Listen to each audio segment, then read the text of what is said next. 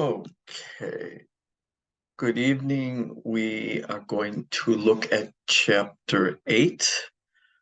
Okay, and chapter 8 has to deals with la ropa, clothing, y la moda, fashion. Okay, and again, much of this vocabulary you should have had in Spanish 101. You should be somewhat familiar with it. But let's take a look at chapter 8. And I'm going to page 224 in our book, and we're going to follow in order as it's presented in your textbook. Chapter 8, we'll start with comunicación, communication, then we'll look at vocabulary, then estructura or grammar. And again, this is with an eye towards the test, the chapter 8 test, to make sure we cover the areas of vocabulary and grammar that you'll need to be familiar with for your exam. Okay, so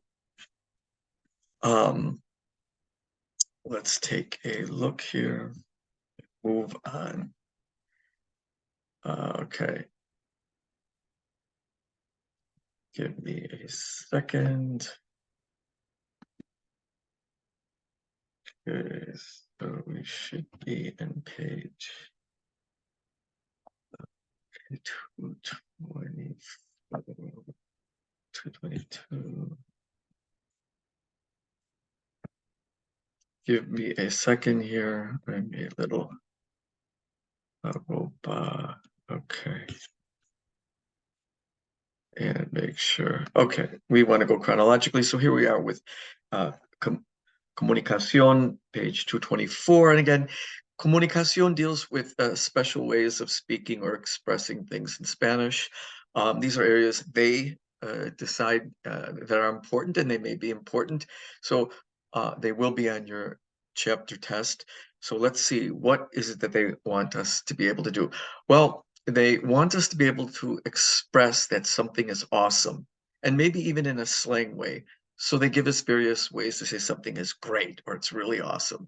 So let's look at it. And then they give us a few ways of saying something isn't so great, something we don't like. Okay. But the basic idea here is, what are some ways that you could, let's say for this chapter, we're talking about items of clothing. We really think that your jacket is awesome. It's great. How would you say that? Okay.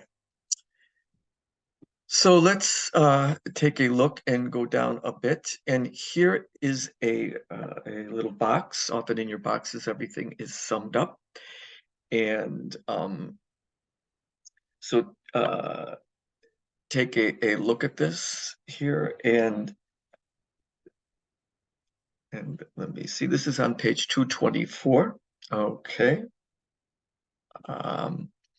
So to express that something is cool or awesome in Spanish, these are just different ways these are different terms you can use.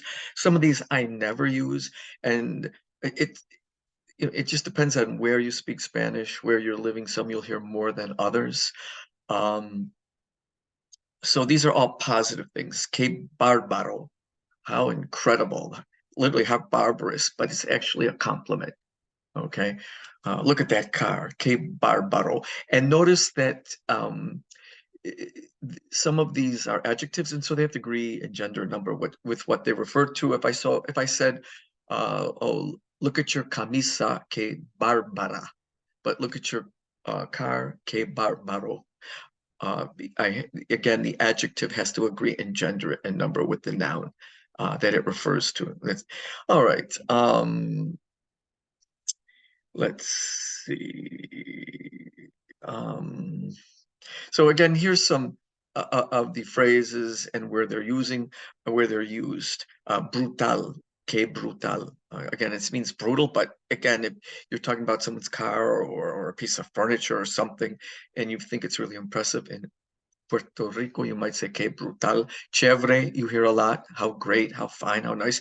Chido in Mexico. Chimba in Colombia. In the case of chimba, it's always feminine.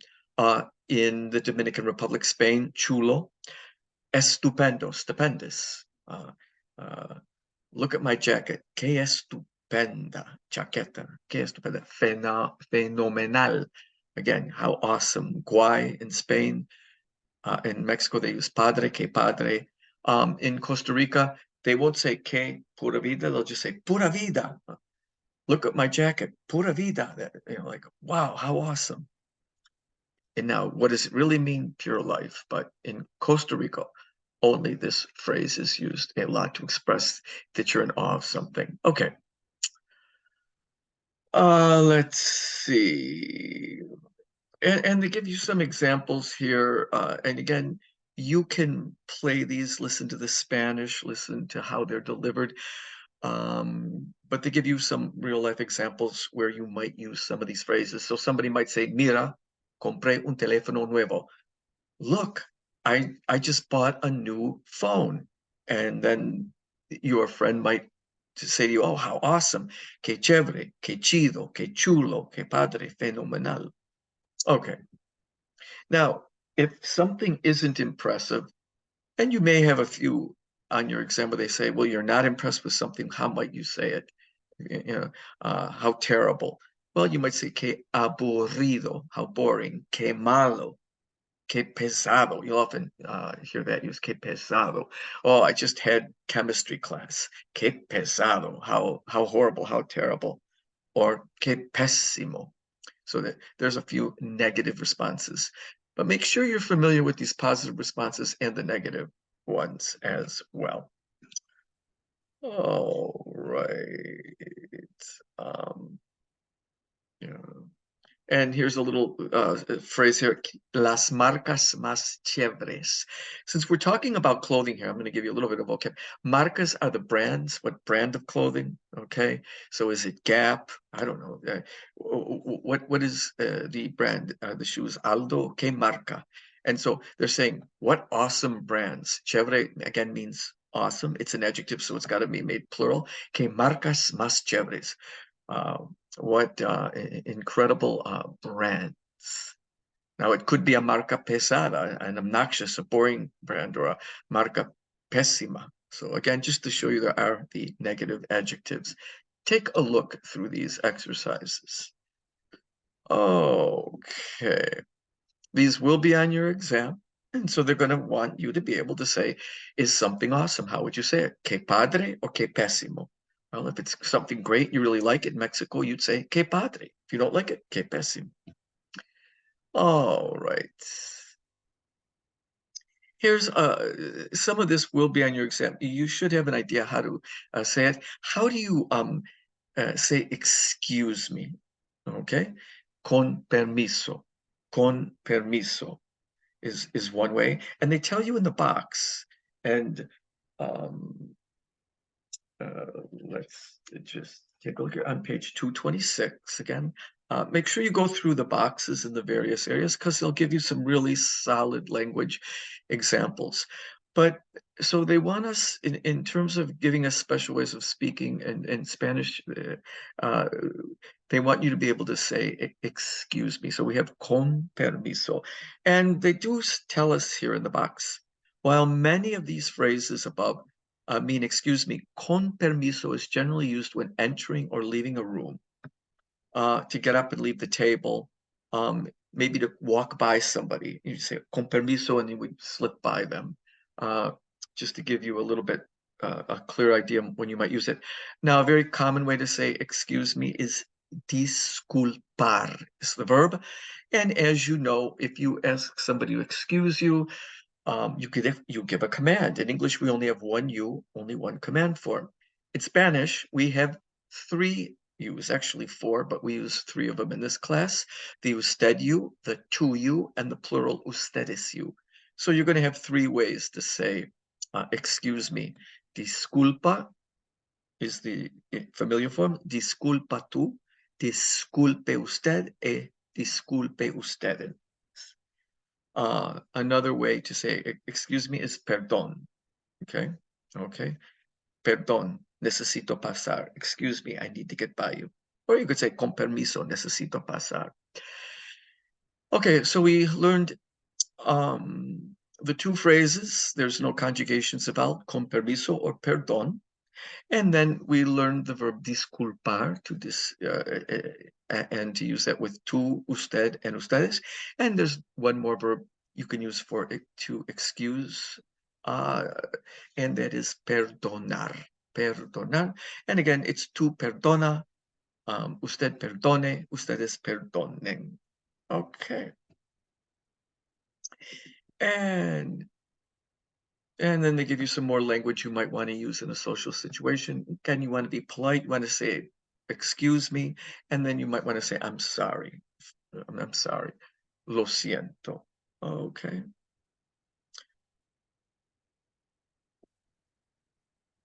And then they give you the verb pasar. If you want to invite somebody in or invite somebody to go by, you would use the verb pasar. Again, you have the two form pasa, because these are command forms. The usted command form, pase. And the ustedes command form, pasen, pasen ustedes. Come on in. Okay. Let me see. Okay. Now let's go to vocabulary. So we're dealing with la moda, of course, fashion, but really la ropa, clothing. In English, we say clothes or clothing. La ropa is singular in Spanish. Sometimes you'll hear them say las ropas, but it's generally given in the singular, la ropa. In English, we say clothing, singular, or clothes, plural. Now, great.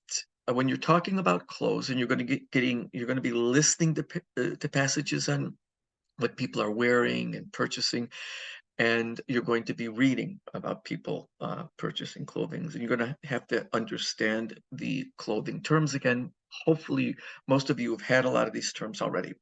So, what some very important verbs here when we're talking about clothing is the verb to wear. So we use often llevar. Okay, so yo llevo una camisa. I'm wearing a shirt. Okay, yo llevo pantalones. We can also use usar. Yo uso una camisa. Yo uso pantalones.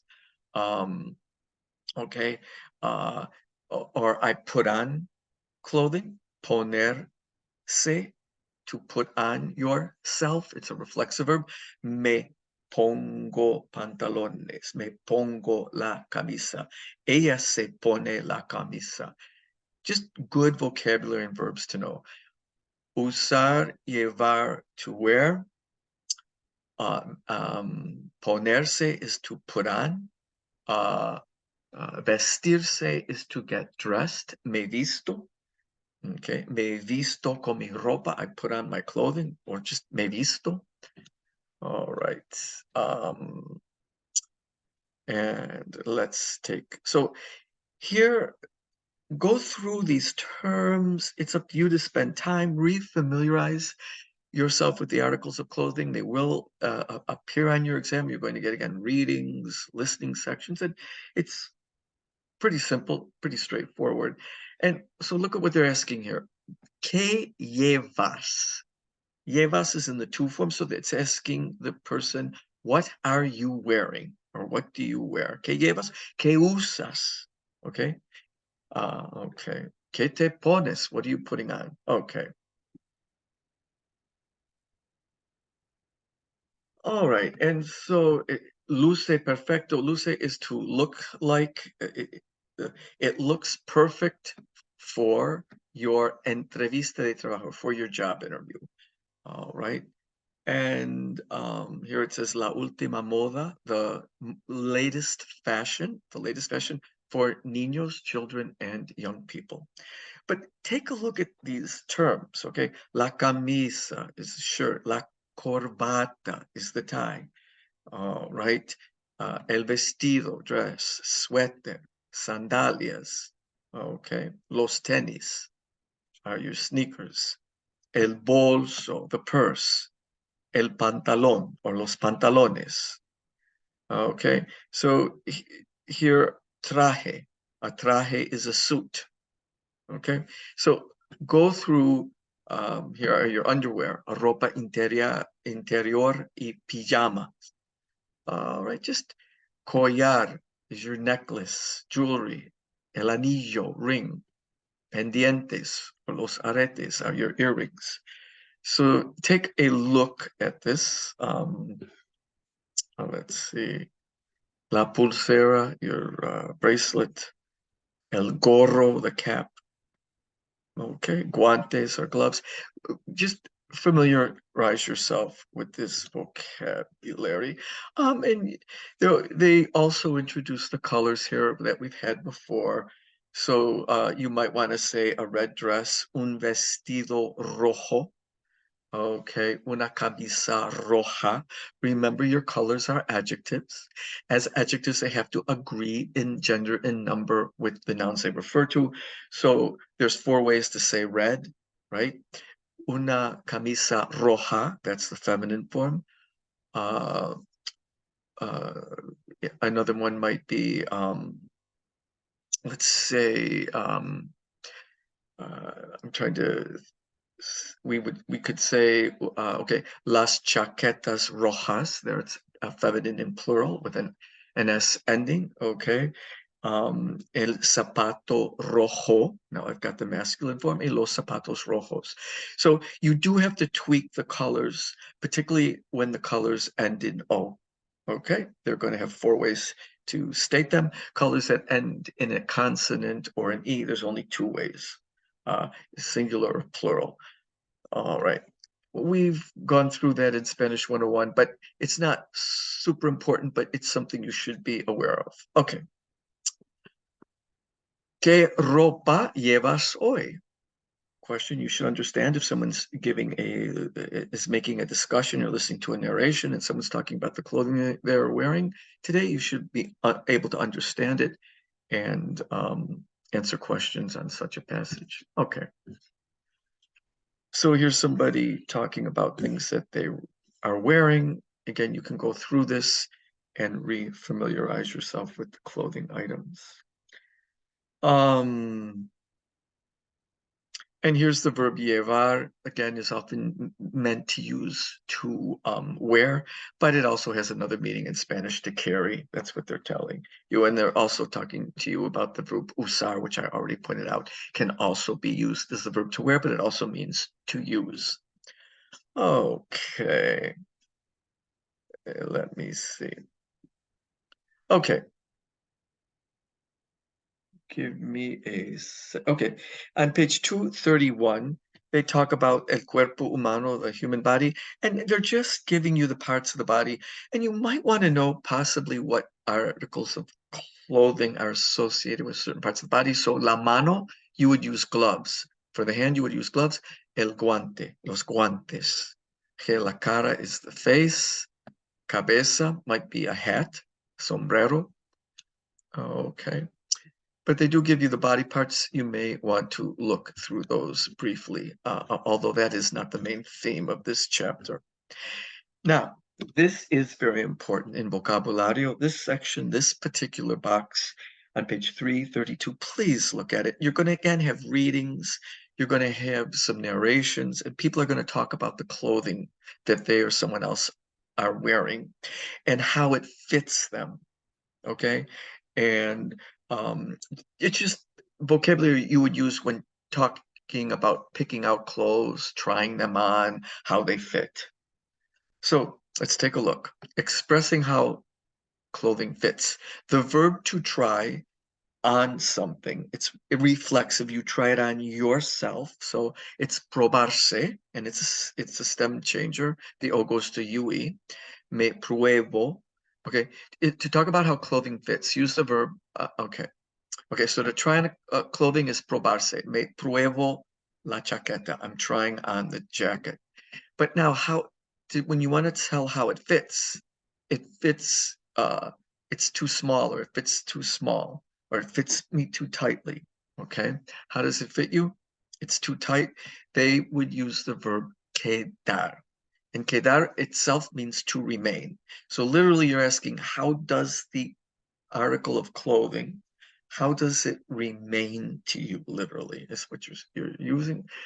So you use it with the indirect object pronouns. Okay, so let's take a look. Quedar is conjugated in the same manner as gustar with the indirect object pronoun. So let's take a look at this. Me probé este vestido. So I tried on this dress. And then you want to say, the dress, el vestido, me queda bien. So me queda bien. It literally remains me well. It fits me well. Los pantalones de mi hermano le quedan mal. So my brother's pants, okay, the only way we can say it in Spanish is los pantalones de mi hermano le quedan mal.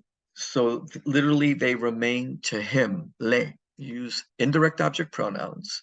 Your object pronouns always are placed immediately before the conjugated verb. So we put le, quedan, and then you tell how. You use your adverb mal. So they fit him poorly. They fit him poorly. And then it says están, los pantalones están demasiado. They're too apretados. You should know that word. Apretado means tight. Pantalones apretados, una chaqueta apretada. Again, it's an adjective. You gotta tweak it to the gender and number of whatever you're referring to. Pantalones is masculine and plural, so it's apretados. Chaqueta is feminine and singular, apretada. And here are some great adjectives. Please look through these, familiarize yourself. This is how you might talk about clothing as to how it fits you. Small, large, tight, loose. Ancho, loose. Apretado, tight. Corto, short. Grande, big. Largo, long. Pequeño, small. Very straightforward. Okay. When you talk about shoe size, you use el número. ¿Qué número? And tiene este zapato en el número 9. Do you have it in size 9? Okay. But when you talk about clothes, you don't talk about números. You talk about la talla. La talla. And la talla is the size. Okay. So, ¿qué talla? ¿Qué talla tiene? What size do you have?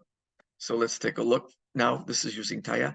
Perdone. So you're saying usted, perdone, pardon me, excuse me, señorita. Pero quisiera probarme. I would like to try on la camisa, the shirt, en una talla más grande, in a larger size, en una talla más grande. And you'll often ask, or people ask, ¿qué talla tiene? What size do you have? Okay, okay. Tiene la camisa en talla grande. Do you have the shirt in a large size? Tiene la camisa en una talla más pequeña. Do you have the shirt in a smaller size? Okay, and then here are some clothing-related terms. You can take a look at them. A fashion show. Desfile is like a parade. So when you do the catwalk, it said desfile de moda. El diseñador o la diseñadora is the clothing designer. Estar de moda, to be in style. Estar pasado de moda, to be passed out of style. La marca is your brand. Okay. Good vocabulary to look at. Go through these exercises and just familiar yourself with the articles of clothing, and particularly with this area. Being able to talk about clothing and how it, como te queda, or how it fits you. Largo, corto, pequeño.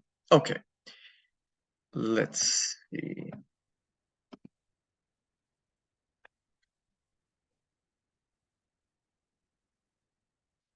Now we're going to estructura, to grammar, and we want to look at 8.1. And what they're going to introduce here are some more irregular preterites. Okay, so let's see, more irregular preterite forms. You can look through this. They kind of just throw them out to you, and then they go and they explain them. So we did learn irregular preterites the last time. If you recall, there's the I stem, U stem, J stem, where normally the preterite form is very easy to form. You just take the stem of the verb and you put the preterite ending on. You don't change the stem or anything. And then we had irregular preterites last chapter. There were I stem, U stem, J stem, and we had to learn those. There were about 10 or so of those, and they even had a few unique endings. Finally, there's this last group of preterites that are irregular, and they, first of all, they are IR preterites. So this only affects IR verbs. And they have to be IR verbs that are stem changers, okay? Where the E of the stem in the present tense, when we would conjugate them, would go to I. Remember the verb pedir? Yo pido, seguir, yo sigo, servir, yo sirvo. These were in the present tense, they were stem changers. The E went to I. And notice they're all IR verbs. Well, when we put these verbs in the preterite, they have a couple irregularities, and the irregularity occurs in the third person singular el, ella, usted, or the third person plural, ustedes or ellos. Okay, and what happens? You'll get the stem of the verb, and then you'll put on the preterite endings for IR verbs. Okay, iste, io, imos, ieron.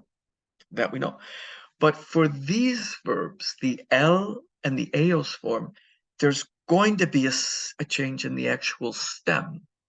The E of the stem is going to go to I for the L and the eos forms only, and then you put on the regular preterite endings for the L and the eos verbs. So, and here are some of the verbs: pedir, to ask for; seguir, to follow; servir, to serve; vestir, to dress. And let's see if we can take a look at these again. So let's do pedir. Again, this rule only affects IR stem changers in the preterite. That, again, then they have to be a stem changer, stem changing verb. And these are your main ones. We had these in Spanish 101. So pedir, to ask or request. So to put this in the preterite, I get the stem ped, e. The ending for IR verbs in the O is an I, pedi, I requested. For two, it's iste, pediste. Now, notice for the L, A, and usted form, what will the stem here be now? Is it going to be ped? No, it's going to be peed. So for these verbs, the E of the stem goes to I. So now it's going to be peed, and then what's the ending going to be? It's the universal preterite ending for el, ella. Io pidió. Él pidió. He requested. Ella pidió. She requested. Nosotros, this is going to be regular. Pedimos. And then again, here's where we're going to have the other change in the ellos and ellas and ustedes forms. So this stem here will not be ped, it will be peed, again, because it's an IR verb. It's a stem changing IR verb. The E goes to I. So it's peed. What's the ending for preterite verbs in the LAA form? It's ieron, pidieron. All right. And you can do the same for all of these. Here's seguir. Yo seguí, no stem change. Tú seguiste. But what about el, ella? There will be a stem change. The E goes to I because it's an IR verb. So it's siguió. Okay. And then the eos form will be siguieron. All right. Again, here's this verb. Again, it's reflexive. Okay, you dress yourself. Carlos se vistió. Carlos dressed himself well for the interview. Okay, so again, these verbs are all IR verbs. They're stem changers in the present tense. The E's in the stems go to I in the L form and the ellos form. Okay, the endings though are the same old preterite endings we used for IR verbs. Finally, what if you have an IR verb with an O in it, like dormir and morir? We've only had two. These likewise will have a change when you put them in the preterite tense. So for the el and the eos form, the O of the stem, which here would be dor, goes to you. So it becomes dur. For morir, it's not mor, it's mur, M-U-R. But for all other conjugations, it is dor or mor. It's just in the L and the eos form that the O goes to you. So let's take a look. I slept would be yo dormí. You slept, tú dormiste. He slept, él durmió. We slept, nosotros dormimos, and ellas, they slept, ellas durmieron. So take a look at that. And there's only two of those. Okay. Let me see. There's a section here on Hugo Chavez. A lot of people, there's a very mixed reception of Hugo Chavez. He came to power in the 90s in Venezuela. Venezuela is a country of tremendous wealth. It has huge oil reserves, petroleum reserves. Yet it had, even though it has very developed areas, a very advanced upper and middle class, some incredible cities like Caracas, it never quite made it. And so the distribution of wealth remained very concentrated at the top of society. So you'd see all this wealth, you'd see these giant cities, but everyone wasn't participating well in the economy. He came along, a military leader, and he started to introduce redistributive or socialist type reforms. And the book talks a little bit about this, and living standards started to go up for the great bulk of people. He started to channel some of this oil wealth back into the economy to benefit everyone. But of course, a lot of times it's hard when one person comes in and makes major radical alterations of property and property relations, and it can cause a lot of trouble. So he was a very controversial figure. And he passed away after being in power for about 10 years. But you can read a little bit about Hugo Chavez. There will be a question on him on your exam. And today, Venezuela is being led by the party he formed.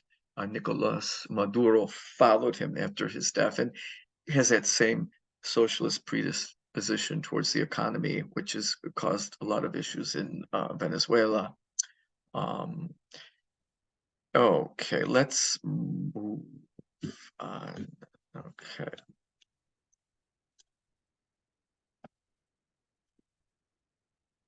Estructura 8.2. Now what we want to look at here is the preterite tense. We learned how to form the preterite tense, stem and ending. And then the last unit, we learned the imperfect tense. Okay, you should know these are both tenses that are used to relate past events, to speak about things in the past. The preterite tense means the thing happened. It's over and done with. The action was completed. Yesterday, I worked for 6 hours. Yesterday, I saw you in the store. Over and done with. Now, then you have the imperfect tense. The imperfect tense is in the past, but it's a continuous action, ongoing action in the past, and you're not being specific as to when it began or when it ended. So I could say, yesterday I was working for hours. Yo trabajaba por horas. I was working for hours. I didn't say when I began or when I stopped. I just said I was working. Or I could say when I was young, I used to work a lot of hours at that store. I used to work. So the imperfect tense can mean I was doing something or I used to do something. And it's not specific as to when it began or ended. It's more like a paintbrush. I'm just painting a past event, an ongoing action in the past. I used to go to the races a lot when I was 5. I'm using the imperfect. Okay. I was sleeping on the couch. when you knocked at the door. I was sleeping. Those are ongoing, continuous actions, and that's your imperfect. And in Spanish, we use the preterite mixed with the perfect when we talk about a past event.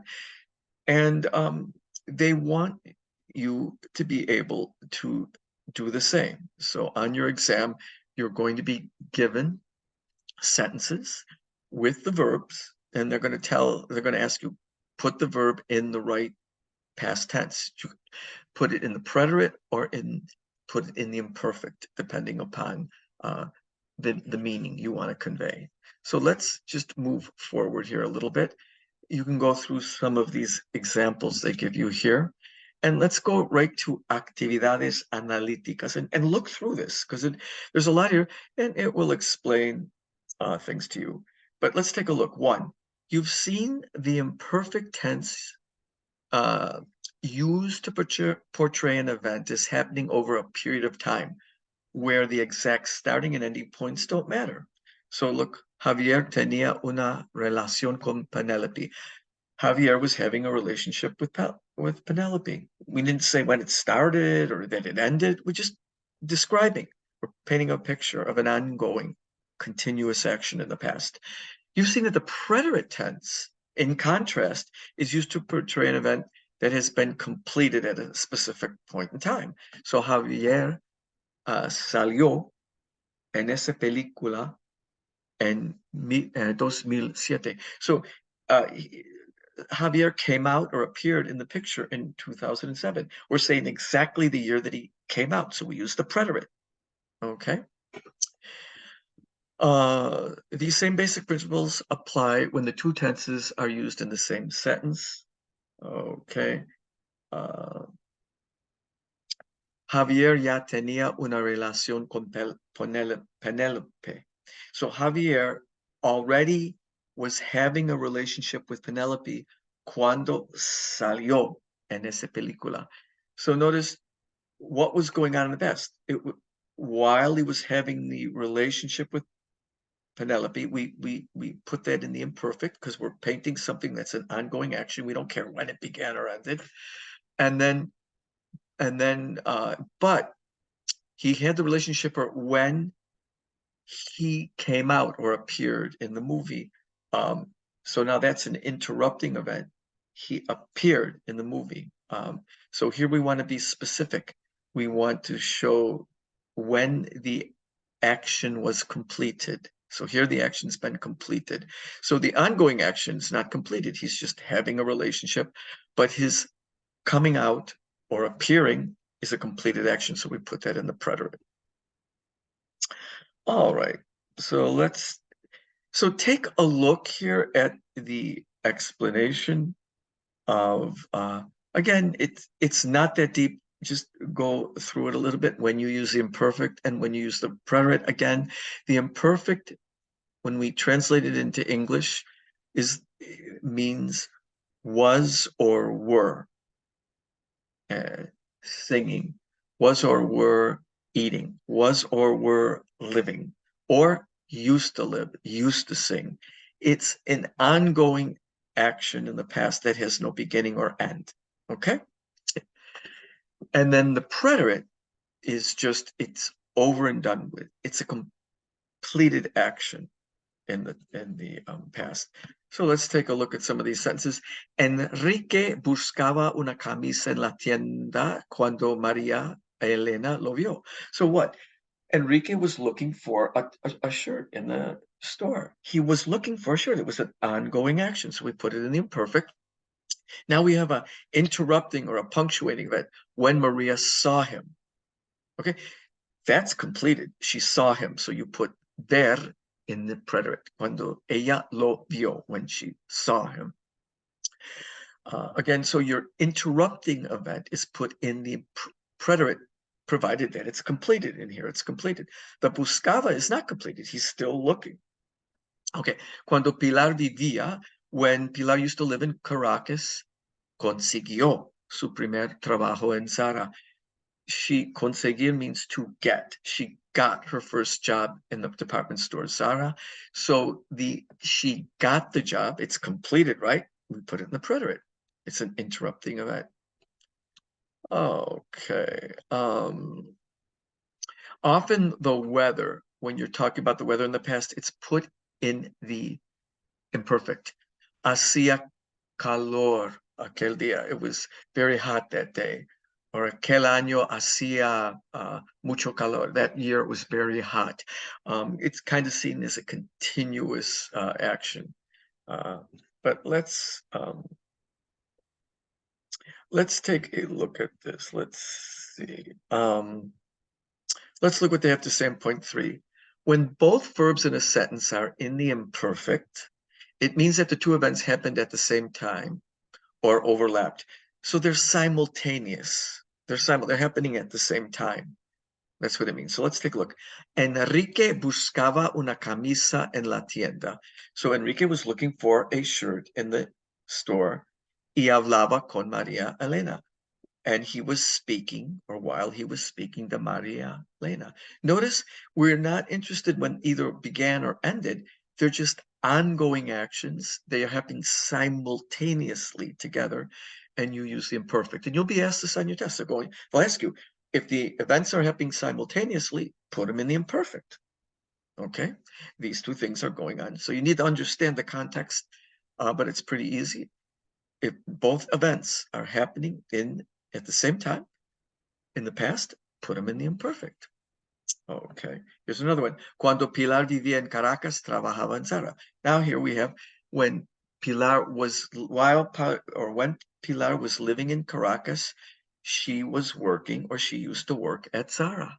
Okay, all right. So again, these actions were going on simultaneously. We don't care when they began or when they ended. Okay.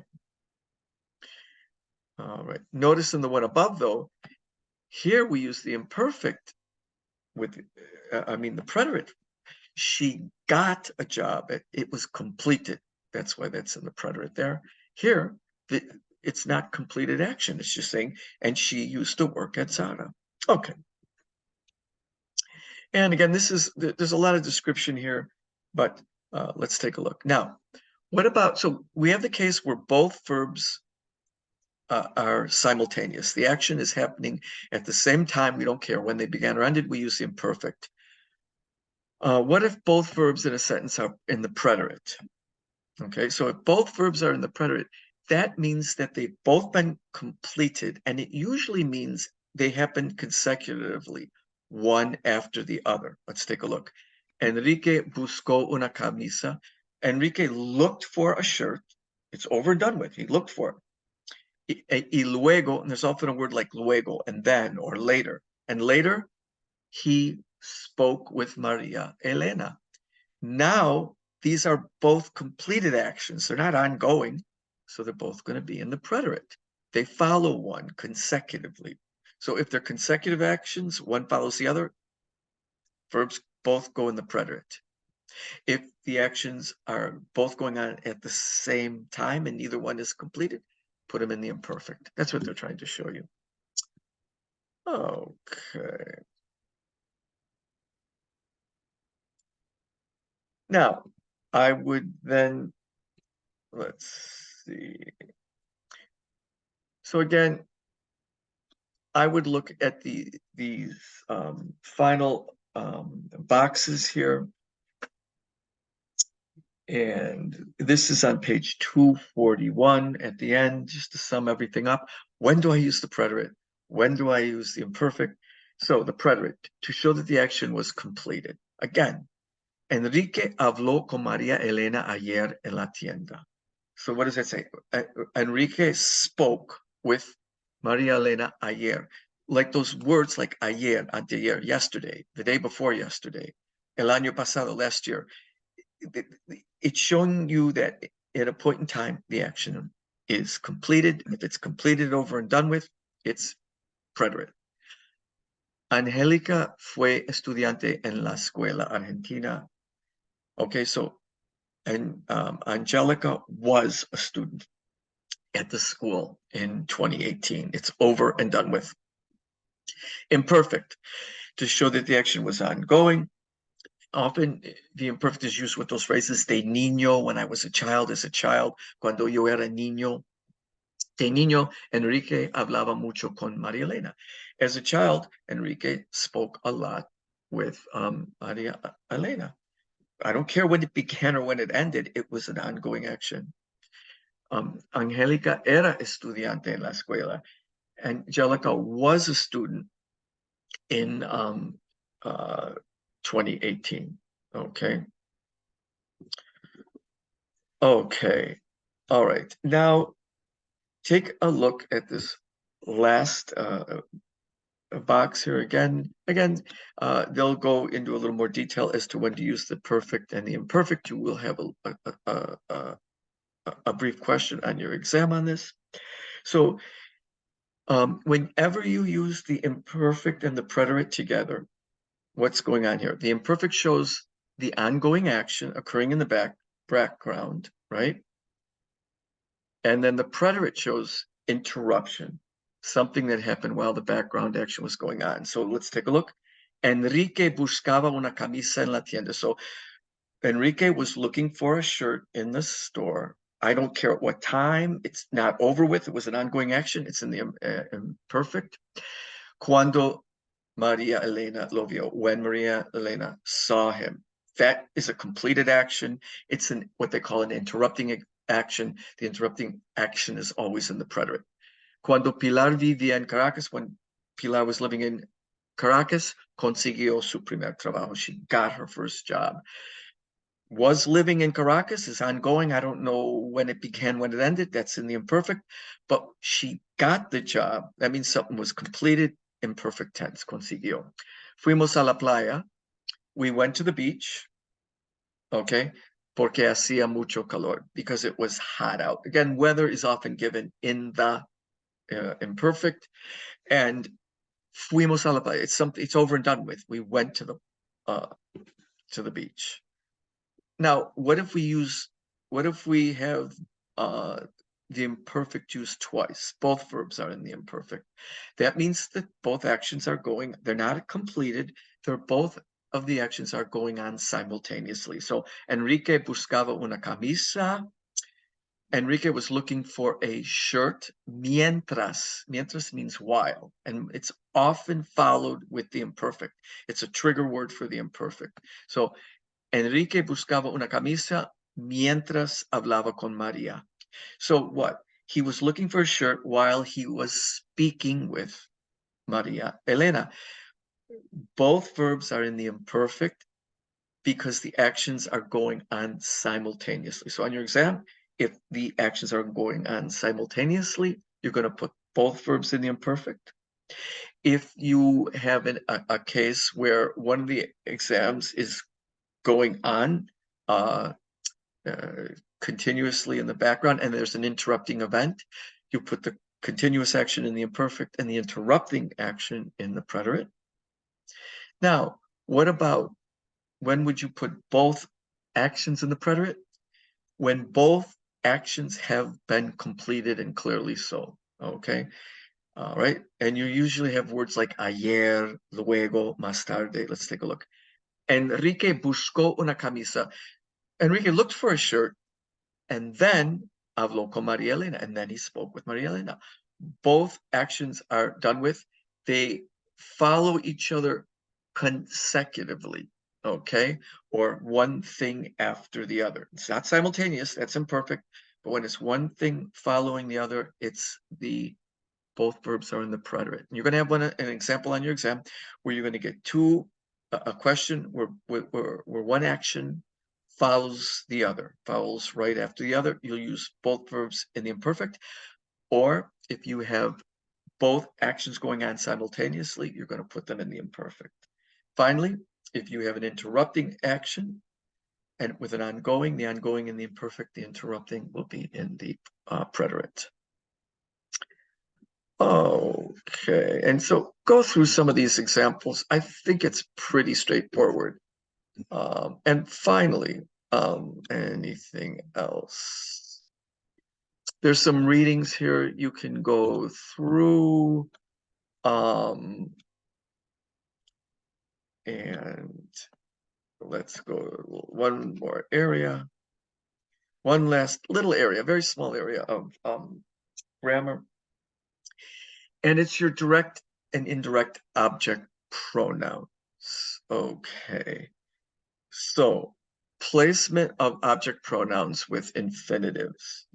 So, the basic thing here, as you recall, your indirect and your direct object pronouns are always placed where? Before the conjugated verb. So, I want it is yo lo quiero. I always put my object pronouns before the conjugated verb.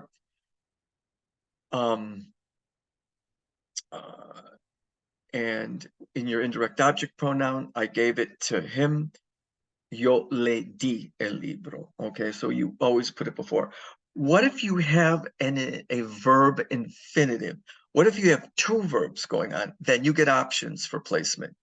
It's always correct to put the object pronoun before the conjugated verb. But when you have a infinitive, you can attach the object pronoun to the conjugated verb and it becomes one word. It looks weird, but that's what it does. So here it says, it's important to read it, the book. Es importante leerlo. I attach my pronoun to the end of the infinitive, okay? Es necesario darle el libro. It's necessary to give him or her the book. Okay, look at 3. When a conjugated verb is followed by an infinitive, the object pronoun may be placed either before the conjugated verb, as we saw, or after the infinitive. Okay, so let's take a listen, or let's take a look, I'm sorry.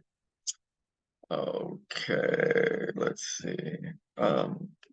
So in this case, we want to say, for example, they don't give you the verbs, but let's say okay, here it says quiero, I want, and now we have a verb. And the verb here will be tener. So I want to have it. So quiero, okay, I want to have them. Okay, this exercise isn't so clear, but I want to have them. So I would say yo los quiero tener. Where do I put my object pronoun? Before the conjugated verb. I want to have them. But because I have two verbs, I get an option. And because my second verb is an infinitive, what can I do? I can attach my pronoun to the end of the infinitive. So the other way of stating this would be quiero tenerlos. I attach the los to the end of tener, and it becomes all one word. All right. And this happens also with, you could, any one of these cases, the same thing could happen. Honestly, I don't know why they don't give a specific example. Let me see if I can find one here. But let's take a look anyway. Let's just take a quick look here. So when you have two verbs and the second verb is an infinitive and you have an object pronoun, all right, either a le or a los, les, los, you can either put your pronoun before the conjugated verb or attach it to the end of the infinitive. So let's say I want to say I'm going to see him. So I could say yo lo voy a ver. I am going to see him. I put the lo, him, before the conjugated verb, but because I have two verbs, I can also attach my lo to the end of the infinitive. So I could say, yo voy a verlo. Yo voy a verlo. So it would be your infinitive ver and lo, all one word. Okay. I want to have them. Los quiero tener, or quiero tenerlos, all one word. I have to see him. Lo tengo que ver. I have to see him. Or Tengo que verlo. I have to see him. Okay. I want to say, I can say it. Yo lo puedo decir. I put my object pronoun before puedo. I can, yo lo puedo decir. I can say it, or yo puedo decirlo. I attach the lo or the object pronoun to the conjugated verb. That's basically how this works. There's not going to be a whole lot of this on the exam, but you should be aware of it. And it's pretty straightforward. So that does it for chapter 8. And I'll be talking to you at our next Zoom meeting.